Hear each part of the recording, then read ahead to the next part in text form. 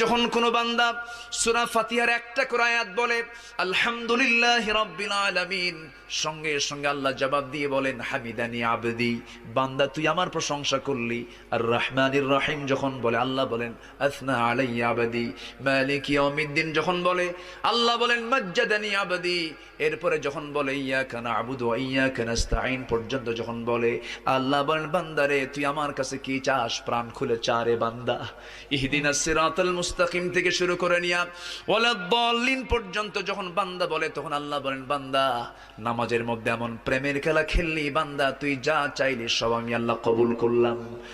ওই বান্দা যখন রুকুতে যায় আল্লাহ তখন অস্থির হন। ওই বান্দা যখন সিজদায় যাওয়ার জন্য প্রস্তুতি নাই, সমস্ত ফেরেশতাকে ডাক দিয়ে বলেন ও ফেরেশতারা, এই বান্দাগুলো আমাকে দেখলো না, রাসূলকে দেখলো না, কোরআনকে দেখে হাদিসকে বিশ্বাস করে আমাকে খুশি করার জন্য তার সবচেয়ে সম্মান